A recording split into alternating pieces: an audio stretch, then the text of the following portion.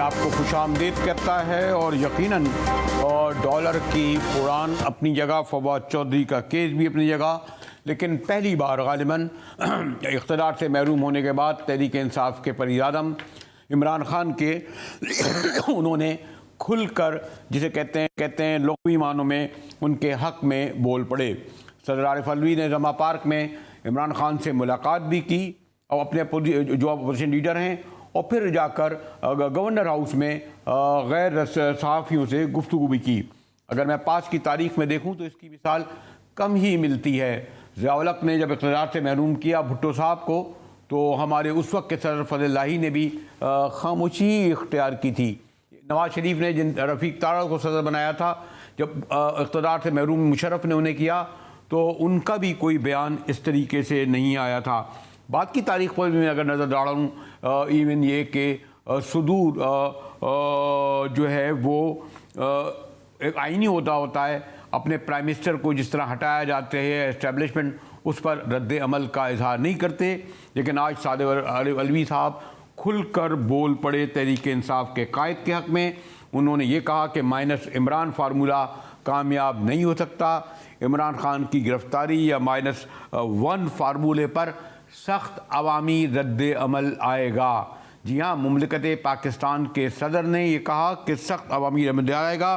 फिर उन्होंने अपनी साबिका पार्टी कहूँगा, क्योंकि सदर का ओहदा एक ऐसा होता है जो आईनी ओहदा होता है, वो किसी पार्टी का नहीं होता, लेकिन उन्होंने फवाद चौधरी के बारे में कहा कि उनके साथ जो सलूक किया गया इस पर शर्मिंदगी हुई।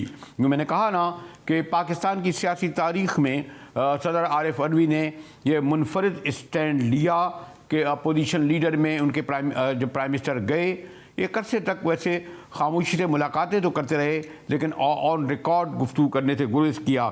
मुझे अरसलान भट्टी ज्वाइन कर रहे हैं, इस वक्त जमा पार्क में हैं, और बाद में और साथ ही मतीन हैदर हमारे सीनियर कॉरेस्पॉन्डेंट भी मुझे ज्वाइन करेंगे, माहिर कानून से भी राय लेंगे। जी भट्टी साहब, ये जो सदर साहब ने आज गालिबन गवर्नर हाउस में मुलाकात करने के बाद सहाफ़ियों से कहा, लेकिन कल जमा पार्क में भी मुलाकात की और जमा पार्क में सुना है अच्छा खासी बड़ी तादाद में कारकुन जमा हैं गिरफ्तारी के खौफ से एहतजाज के तौर पर। क्या सूरत हाल है भट्टी साहब? जी भट्टी साहब। जी बहुत शुक्रिया बरेलवी साहब। बात यह है कि सदर डॉक्टर आरिफ अलवी जो गुज़िश्ता रोज़ यहाँ पर आए थे, उन्होंने कल गुज़िश्ता रोज़ ही 2 मीटिंगें की चेयरमैन तहरीक इंसाफ इमरान खान से, और उसके बाद आज उनकी सीनियर सहाफ़ियों से भी मुलाकात हुई। एजेंडा वही था कि पंजाब के इंतखाबात हैं, माशी सूरत हाल है और सियासी सूरत हाल है, मजमूई तौर पर मुल्क की जो सियासी सूरत हाल है उस हवाले से।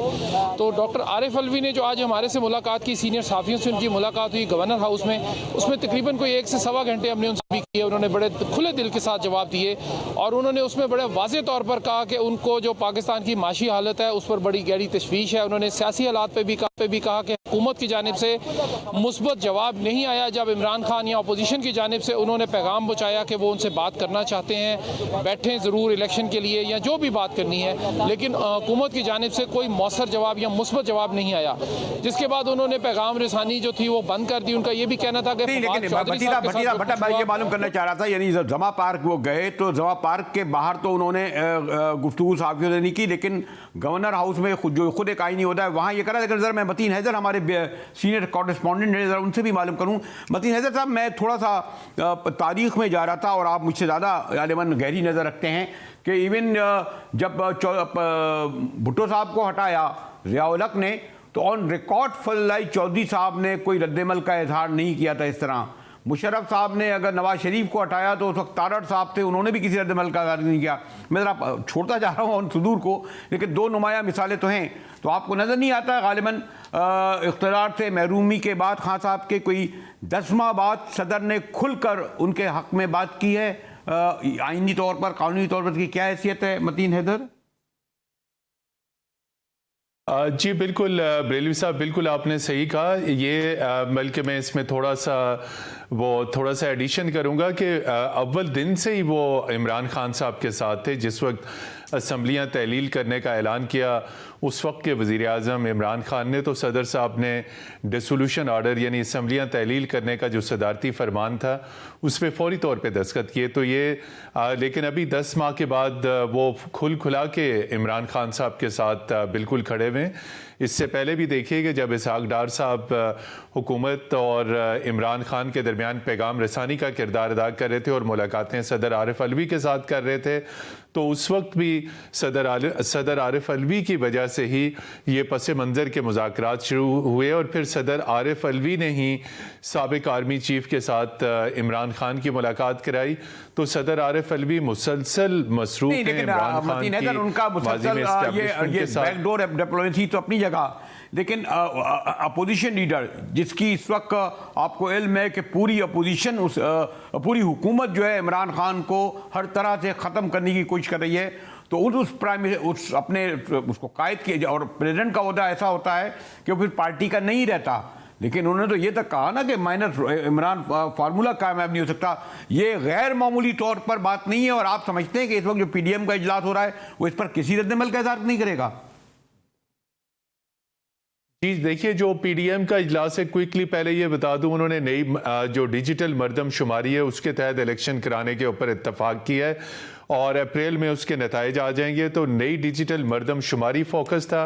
पंजाब और KPK की जो सूरत हाल थी वो उस फोकस में थी जो आज वज़ीर आज़म शहबाज शरीफ के यहाँ इजलास हुआ। दूसरा, आपने बिल्कुल सही कहा कि जो सदर का as a head of state role होता है वो बिल्कुल गैर जानिबदारी वाला होता है। लेकिन आपने खुद ही रफ़ीक तारड़ साहब का जिक्र किया। रफ़ीक तारड़ साहब ने तो सुप्रीम कोर्ट को बाकायदा 2 हिस्सों में तकसीम करने के लिए खुल के अपना रोल अदा किया था। आपको याद है कि कोयटा रजिस्ट्री में वो वहाँ पे गए थे और उस वक्त के चीफ जस्टिस सजाद अली शाह, उनके खिलाफ उन्होंने एक और बेंच ला के खड़ा किया था।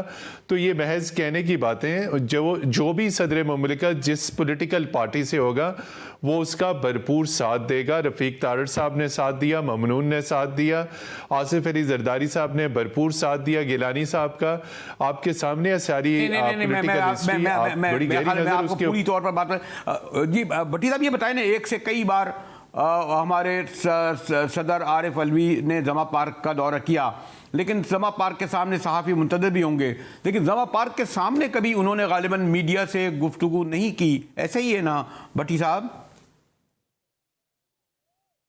जी बिल्कुल डॉक्टर आरिफ अलवी साहब जो आप बता रहे हैं, मुझे आपका पूरा क्वेश्चन समझ में नहीं आया, आवाज़ आपकी कट गई थी, लेकिन मुझे आपकी इतनी बात समझ में आई कि डॉक्टर आरिफ अलवी साहब ने जमान पार्क में क्या गुफ्तगू की।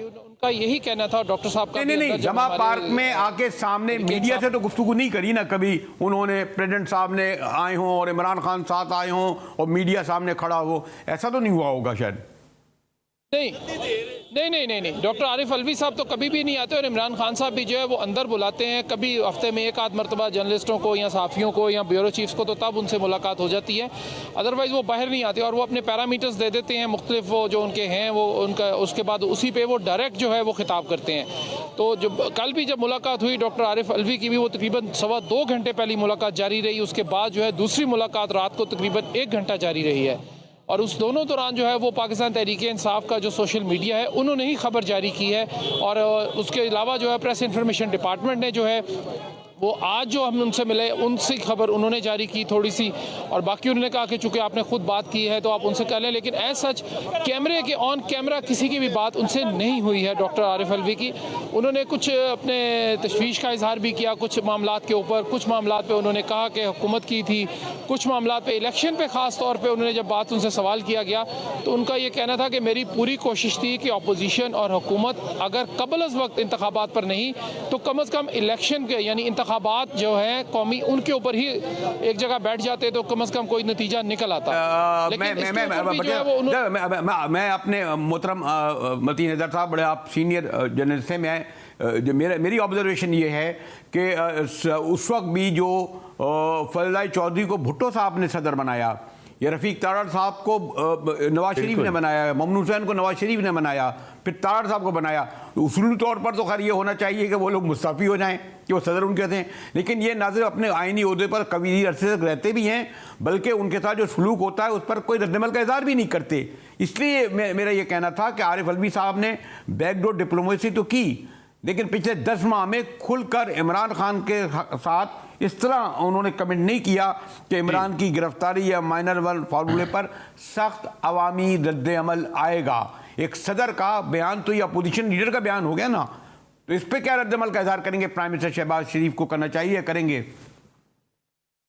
जी बिल्कुल, ये आपने सही कहा। और ये जो आज उनका स्टेटमेंट आया कि माइनस इमरान कतन काबिल कबूल नहीं है, बिल्कुल ये बहुत खुलकर वो अपोजिशन लीडर के फेवर में उन्होंने ये स्टेटमेंट दिया है।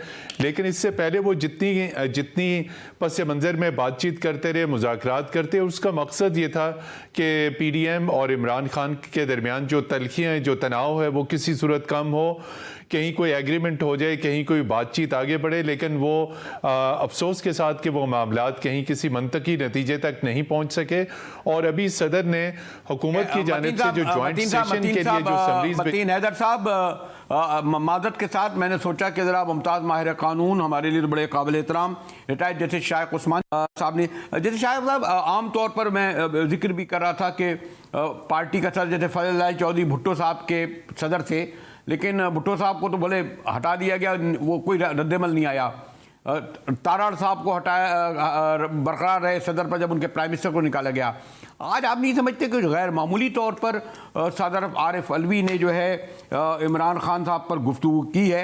यानी सदर तो पार्टी का नहीं होता, उन्होंने यहाँ तक कहा कि माइनस इमरान फार्मूला कामयाब नहीं हो सकता और उनकी गिरफ्तारी पर सख्त रद्द-ए-अमल आएगा। इसे आप कोई गैर मामूली बयान कहेंगे जैसे शाइख उस्मानी साहब? यकीनन ये तो गैर मामूली बयान है, क्योंकि आमतौर से जो प्रेसिडेंट हमारी डेमोक्रेसी में है, पार्लियामेंट्री डेमोक्रेसी जैसा कि हमारी है, इसमें तो बिल्कुल कोई पावर्स है ही नहीं सिवाय इसके कि जो प्राइम मिनिस्टर है उसको ओके कर दे। ये तो आपको याद होगा, उनको कहते थे ना फजल चौधरी को रिहा करें, वो अपने प्रेसिडेंट हाउस में बंद थे। तो अब ये जो बयानात दे रहे हैं वो उनके जो जुरिस्डिक्शन के बाहर है और वो एक किस्म के सियासी बन जान रहे हैं। तो वो अगर कोई उन पर एक्शन लेना चाहे उनके खिलाफ, तो एक्शन तो हो सकता है। अच्छा, कोई एक्शन नहीं ले सकते? आइन ये कहता है कि कौन एक्शन लेगा? Cabinet, prime minister. ये कह सकते हैं कि ये अपने जो इनके अख्तियारात थे उसको तजावुज़ कर रहे हैं, ये इंटरफेयर कर रहे हैं पॉलिटिक्स में, जो इनका काम नहीं है। प्रेसिडेंट का काम पॉलिटिक्स में इंटरफेयर करने का नहीं है। शुक्रिया जैसे शाइख उस्मानी साहब, शुक्रिया मतीन हैदर साहब, इसाक भट्टी साहब। हमारे मुमताज़ माहिर कानून शाइख उस्मानी साहब का फरमाना था कि सदर मुमलिकत का ये बयान आइन से तजावुज़ करता है और अगर कैबिनेट अगर बैठे और वज़ीर आज़म इस पर उनके ख़िलाफ़ कार्रवाई भी कर सकते हैं। देखते हैं ऐसा होगा या नहीं। आगे बढ़ूँ कि डॉलर की उड़ान कम करने के लिए कैप लगाया गया था, लेकिन 1 नहीं 10 नहीं 19 रुपये बल्कि 23 रुपये अब खबर आ रही है बढ़ गया। यानी पाकिस्तान की तारीख में सबसे ज़्यादा डॉलर 263 रुपये पर पहुंच चुका है। इस पर गुफ्तगू करेंगे एक ब्रेक के बाद, हमारे साथ रहिएगा।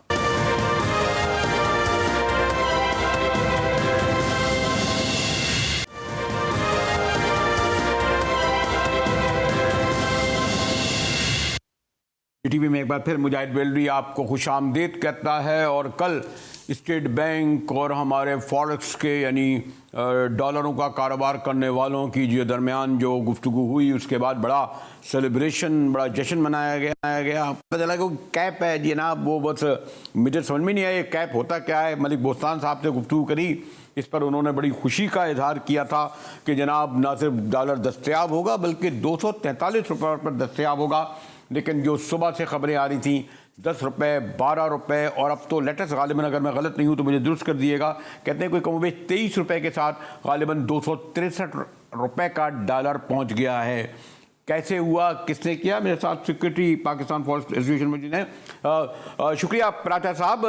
कल मलिक साहब से बात हो रही थी, मलिक बोस्तान साहब से बड़े खुशी का इजहार कर रहे थे इब्तिदा में और कह रहे थे जी डिप्टी गवर्नर स्टेट बैंक से जो गुफ्तगू हुई है उसके बाद जो कैप का जो पता नहीं आपका क्या सिस्टम है वो हट गया है और 243 रुपये में मिलेगा। ये क्या हो गया? 22 रुपये बढ़ गए, रिकॉर्ड तोड़ दिए। कौन जिम्मेदार है? कहाँ चला गया डॉलर? है कि डॉलर का रेट जो है ना वो 255 रुपीज चल रहा था और हम लोग बैंकों को 255, 258 में ऑफिशियली दे रहे थे, जिसका गवर्नमेंट को बहुत अच्छी तरह पता है। ठीक है जी। लेकिन हमने इसको कैप लगाया कि हम इंटर बैंक को और ओपन मार्केट को का गैप कम कर सकें। लेकिन इस दफा जो हमने कैप लगाया, चाहे ओपन मार्केट में हो चाहे इंटर बैंक में हो, तो हम लोग पूरी तरह नाकाम हुए, क्योंकि इस दफा सर्कमस्टांसेस चेंज है, स्पेशल हमारे इकोनॉमिक हालात हैं इस वक्त। और फिर वो जब हम लोगों ने परसों फैसला किया कि कैप हटाया जाए, तो हमारे बोल्ड स्टेप लेने की वजह से बैंक्स को भी ये फैसला आज करना पड़ा कि हमको कैप खत्म करना है। तो ये जो हमने एक प्रेशर कुकर के ऊपर जो हमने उसको प्रेशर ऊपर बनाया हुआ था, और वो फिर आज प्रेशर निकला, तो वो 255 और 60 पे जाके डॉलर रुका है। लेकिन ये ऐसा लगता है कि जैसे अभी भी ये नहीं रुकेगा, क्योंकि डिमांड बहुत ज्यादा है। और अगर यही हालात डिमांड कहाँ हो रही है प्राचा साहब? हम जैसे लोग, बेशुमार लोग, डिमांड कहाँ है? लोग तो कह रहे हैं कि डिमांड आप ये कर रहे हैं कि जनाब $1000 जो है अब अफगानियों को दे रहे हैं, कोई 15,000 करोड़ रोजाना चले जाते हैं। डिमांड ये है कि सरकारी अफसरान ने अपने दौरे ख़त्म नहीं किए। मुझे इल्म है, हम जैसे सहाफ़ी भी जाते थे तो $300 हमें दिए जाते थे 4 दिन के। दौरों में कोई कमी नहीं आई है। वज़ीर ख़ारजा अकेले थोड़ी जा रहे हैं, पूरे पूरे वफ्द के साथ जा रहे हैं। वो कितने डॉलर ले जा रहे हैं? मसलन ये जो जा कहाँ रहे हैं, आम आदमी को तो बेचारे मिल ही नहीं रहे हैं। बताइए, आप क्यों नहीं बताते कि कहाँ डॉलर, कहाँ जा रहे हैं, कौन ले रहा है? मैं आपको बताता हूँ, आपकी बात बजा है।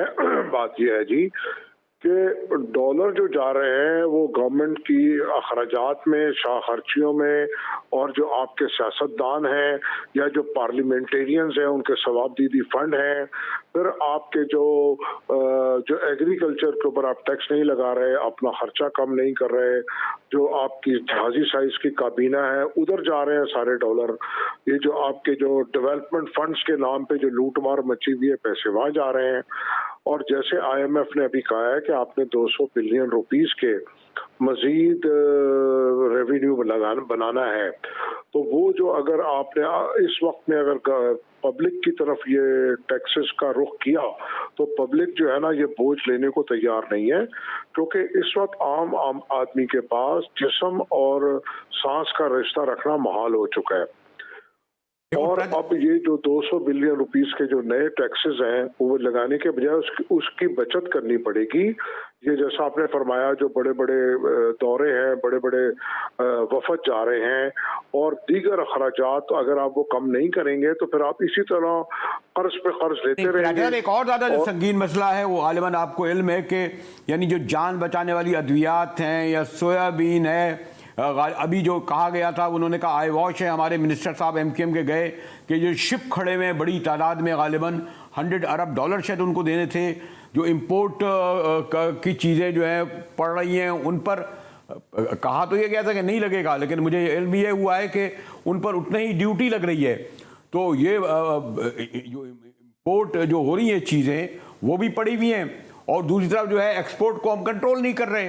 लग्जरी 2800 गाड़ियां, लग्जरी गाड़ियां मंगाने का ऑर्डर दिया जा रहा है, तो ये आंखों में धूल जो के मुतरादिफ है ना। तो कहां से मिल रहा है डॉलर? क्या कुछ ना बहुत थोड़ा बहुत आप लोग भी तो फराम करते होंगे उनको ये डॉलर?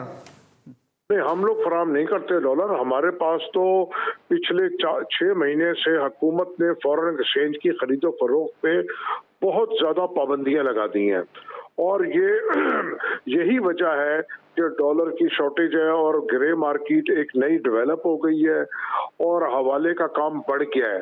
हम लोगों के पास बहुत कम काम रह गया है, और उसकी मैं आपको वाज़ेह मिसाल ये दूंगा कि जो आपकी रेमिटेंस है वो 20% गिर गई है, आपकी एक्सपोर्ट 20% गिर गई है।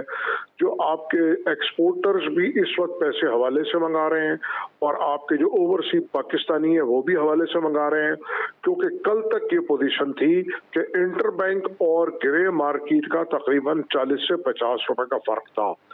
आज भी 25 रुपए का फर्क है हवाले का, ग्रे मार्केट का और इंटर बैंक का 20 से 25 रुपए का। ये जो इन्होंने कवानीन बनाए, जो सख्तियां की हैं, सेम यही काम श्रीलंका ने किया था। उन्होंने सख्तियां की, उनके यहाँ 3-4 रेट बन गए, उनकी जो रेमिटेंस गिर गई वो सारी ग्रे मार्केट में चली गई। तो यही काम हमारे यहाँ हो रहा है। हम इनको समझा रहे हैं कि आप मेहरबानी करें, लीगल चैनल को ठीक करें, अपनी पॉलिसीज ठीक करें, अपनी अफगान ईरान ट्रेड पॉलिसी और इमिग्रेशन पॉलिसी को ठीक करें। यानी अगर मैं आपसे ये कहूँ ये तो खैर आपको भी इल्म है कि ये सुनने वाले कहाँ हैं, मनी पता नहीं। और आपसे अगर मुलाकातें होती हैं तो मलिक साहब तो बड़ा कहते हैं जी डार साहब से मैं परसों मिल के आया, फिर मिल के आया, अभी तो मुलाकातें पता नहीं मुलाकातों में क्या होता है। लेकिन आज हम जैसे लोगों को इमरजेंसी के लिए जाना पड़ता है, फैमिली की इमरजेंसी हो जाती है, क्या $500,000 का आप बताएंगे वहाँ उन जगहों पे मिलेगा या नहीं मिलेगा ही नहीं? ये जो आपकी शहर में जो एक्सचेंज कंपनियां हैं वहाँ पे मनी चेंजर, देखिए जनाब, जो ये रेट जो कैप खत्म हुआ है ना एक्सचेंज कंपनीज का और इंटरबैंक का, तो मैं ये समझता हूँ कि अब आपको डॉलर मिलना शुरू हो जाएगा। और ये 263 पे लें, हम 263 पे लें, 255 रुपए पे लें, कहाँ से लाएं? जी इसी रेट पे मिलेगा आपको 255 और 260 के ऊपर। फिर इसके माने और इस माने जखीरा अंदोदी हुई होगी, इसकी रख लेते हैं अपने पास 240 पे और फिर देते हैं हमें 255 पे। नहीं, हमारे पास जखीरा अंदोदी का काम नहीं है, हम तो मिस्टर ए से लेकर मिस्टर एक्स को बेचते हैं। ये हमारी रोज की स्टेट बैंक की रिपोर्टिंग है और उनकी बड़ी टाइटिंग पॉलिसी है कि जखीरा अंदोदी वाला काम एक्सचेंज कंपनीज के पास नहीं है। हाँ, तो दीगर लोगों के पास हो सकता है। और अब एक और मसला ये आ रहा है कि जो कैश डॉलर है उसकी शॉर्टेज आ रही है। वैसे कल डिप्टी गवर्नर डॉक्टर इनायत साहब ने बहुत पॉजिटिवली अपनी टीम को कहा है कि आप कैश डॉलर प्रोवाइड करें बैंक्स को, जो कि हमारी डिमांड थी कि जो बैंक के अकाउंट होल्डर हैं उनको डॉलर दिए जाए और एक्सचेंज कंपनीज को दिए जाए ताकि हम लोगों को दें। तो उम्मीद है कि कल से सप्लाई शुरू हो जाएगी और डॉलर्स जो हैं लोगों को आसानी से मिलना शुरू हो जाएगी। मेन बात तो ये था जी कि डॉलर के रेट की बात थी कि हुकूमती हलके जो है ना जरा जिद में आए हुए थे, वो कहते थे कि हमको डॉलर नीचे लाना है और यही वजह थी ये जो मामलात खराब हुए हैं। राचा साहब आप माशाल्लाह, यानी बहराइच में जब कोई सवाल करता हूं तो कतई तौर पर नहीं, आप बड़े काबिल एहतराम आदमी है कि आपके बारे में कुछ कर रहा हूँ, लेकिन थोड़ा बहुत तो हम भी इतना जानते हैं कि ये जो डॉलर हैं ये इनमें से एक बहुत बड़ी तादाद ऐसी है आप ही के में काली भेड़ें होंगी जिन्होंने हो सकता है कोई 6 माह पहले जो 220 या 221 रुपये में डॉलर लिया हो वो लिए बैठे हुए हैं। खैर वो डार साहब तो 200 रुपये में ला रहे थे बेचारे लोगों को, अच्छा हुआ उन्होंने फिर भी बेच दिए थोड़ा बहुत।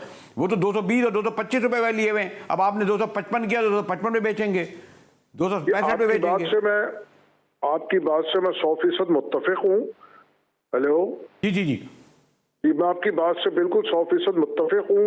एक बहुत बड़ी तादाद ने डॉलर की होल्डिंग की हुई है और एक बहुत मुताद अंदाजे के मुताबिक पाकिस्तान में 10 से 12 बिलियन डॉलर मौजूद हैं कैश। ठीक है जी, जिसके लिए मैंने डार साहब को तजवीज़ दी थी कि आप लोगों को बैंकों में जमा कराने की इजाज़त दे दें और उनको अच्छा बेहतर रेट दे दें रोशन डिजिटल अकाउंट वाला, ताकि ये जो लोगों ने घरों में रखे हुए हैं, लॉकर्स में रखे हुए हैं, ये पैसे आपकी इकोनॉमी के अंदर आ जाए। लोग तो ये कह रहे हैं कि जनाब हमारे डॉलर रखे हुए वो हमारा ही डॉलर नहीं दे रहे। जिन लोगों ने बैंकों में जमा करा रखे थे, मैं खड़ा हुआ था बैंक में, वो हुज्जत कर रहे थे, कह रहे भाई मेरा डॉलर है, मुझे तो वापस कर दो कम से कम, वो नहीं दिया जा रहा। ठीक, ये बिल्कुल ऐसी बात है क्योंकि उनके पास कैश डॉलर्स नहीं है, तो ये बैंकों का काम है कि इंपोर्ट करना बाहर से और अरेंजमेंट करना। लेकिन कल डॉक्टर इनायत साहब डिप्टी गवर्नर ने खसूसी हिदायत की है कि भाई बैंकों को जो स्टेट बैंक के पास कैश डॉलर्स पड़े हुए हैं वो आप मुहैया कर दे। तो उम्मीद तो कर रहे हैं कि जो हमसे कहा गया है मैं प्राचा साहब, डॉक्टर साहब ने फरमाया, आपने बहुत मासूमाना अंदाज में उनकी बात तस्लीम कर ली। फिर मैं आपका शुक्रिया अदा करता हूँ कि आपने मेरे लिए वक्त निकाला। शुक्रिया जफर प्राचा साहब।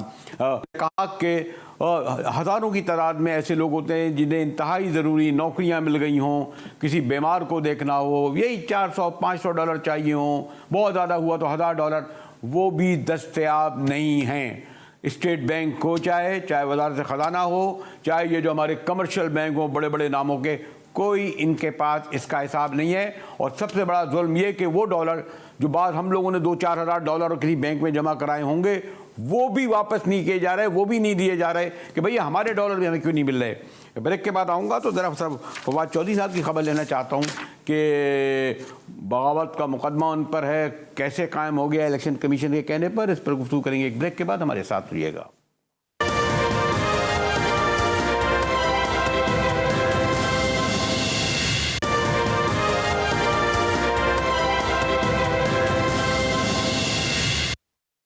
टीवी में एक बार फिर मुजाहिद बेलवी आपको खुश आमदीद कहता है। और हमारे फवाद चौधरी साहब पर बगावत का मुकदमा दायर किया गया है कि उन्होंने इलेक्शन कमीशन और उसके अरकान के ख़िलाफ़ जो ज़बान इस्तेमाल की। हुकूमत का कहना है, इलेक्शन कमीशन का कहना है कि ये बगावत के ज़िम्मे में आती है। बताते हैं अहमद ओवैस साबिक एडवोकेट जनरल पंजाब। जी ओवैस भाई शुक्रिया आप हमारे प्रोग्राम में तशरीफ़ लाए। वैसे ठीक है, चौधरी साहब की ज़रा ज़बान तेज़ चलती है और इलेक्शन कमीशन के खिलाफ भी बोल देते हैं, लेकिन ये बगावत के ज़िम्मे में कैसे आ गया ओवैस भाई? कोई बगावत नहीं है जी। वो सेक्शन 124A जो है पीपीसी का, उसमें बड़ा वाज़ेह तौर के ऊपर बगावत एक और चीज़ है, ट्रीज़न और कॉन्स्पिरेसी, ये सब उनका ताल्लुक जो है वो स्टेट की इंटेग्रिटी के साथ मुंसलिक है। और इलेक्शन कमीशन तो एक ऑर्गन है स्टेट का, एक छोटा सा ऑर्गन है to hold election and impartially, वो उसको भी परफॉर्म नहीं कर रहे, वो कॉन्स्टिट्यूशनल ड्यूटी भी अपनी पूरी नहीं कर रहे। और केयर टेकर गवर्नमेंट जो है इसका तो इख्तियारात ही बड़े लिमिटेड हैं। इसका सेक्शन 230 आप अगर सामने रखें तो section 230 of the election act 2017, उसका पहला जो है वो जहाँ टाइटल लिखा हुआ है इस सेक्शन के लिए कि इसमें क्या कुछ होना है इस सेक्शन के अंदर, तो उसमें लिखा हुआ है कि the functions of the care taker government. अब वो सारे फंक्शन हैं कि इसका एक ही काम है कि इसने असिस्ट करना है इलेक्शन कमीशन को in the fair and impartial election for holding impartial elections, और ये इंश्योर करना है उसने by its act and deeds. दूसरी बात ये है कि जब तक कैबिनेट नहीं बनती है ये कोई ऑर्डर पास नहीं कर सकता। उसमें ये जो है ना, आप देखिए लफ्ज़ क्या इस्तेमाल हुआ है, care taker functions of the care taker government. Government जो है वो chief minister alone is not the government. ये 2016 की सुप्रीम कोर्ट की जजमेंट जो है वो फुल बेंच की, which was headed by the then chief justice supreme court Saqib Nisar साहब, वो उन्होंने एक प्रिंसिपल वज़ा कर दिया है और वो एस्टेब्लिश लॉ बन चुका है। मुस्तफा इम्पैक्ट केस उन्होंने कहा है कि लेकिन ओवैस साहब ये भी है ना कि अगर बगावत की है तो वो तो स्टेट के खिलाफ होगी, तो उनकी गिरफ्तारी स्टेट यानी हुकूमत या रियासत के हुक्म पर हो, फिर वकील भी जो है स्टेट का या रियासत का पेश होना चाहिए था। लेकिन मैं देख रहा था कि जो दलाइल दे रहे थे वो इलेक्शन कमीशन के वकील दे रहे थे, तो ये इख्तियार उनको है इलेक्शन कमीशन को कि अपने वकील के ज़रिए डिफेंड करें गिरफ्तारियों को। मैं ये अर्ज़ कर रहा हूँ कि इलेक्शन कमीशन के अगेंस्ट जो बात की जाए उसको आप किसी सूरत भी वो एक बगावत, कॉन्स्पिरेसी और ट्रीज़न अगेंस्ट स्टेट को के ज़ुमरे में नहीं आती किसी भी एतबार से।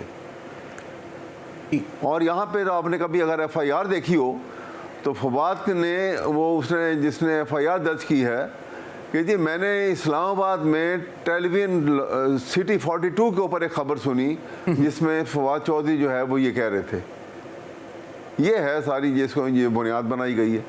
तो कभी ऐसे भी बगावत के मुकदमे बने हैं और ऐसे भी कभी वो और एक मजाक, आइन का मजाक उड़ाया जा रहा है और पाकिस्तान के कानून का मजाक उड़ाया जा रहा है। और अहमद ओवैस साहब ने दिलचस्प बताया कि सिटी 42 पर ये सुनी, और सिटी 42 अगर मैं गलत नहीं हूँ तो केयर टेकर निगरां वज़ीर आला का चैनल है। इसी के साथ ही शुक्रिया अहमद ओवैस साहब GTV से मुजाहिद बेलवी को इजाज़त दीजिए। इंटरेस्टिंग बात हमें अवैस साहब ने बताई। कैमरे के पीछे से कहा जा रहा है कि आपके पास इतना ही वक्त है कि आप इजाज़त देकर शुक्रिया अदा करके और गैर हाजिर हो जाएं।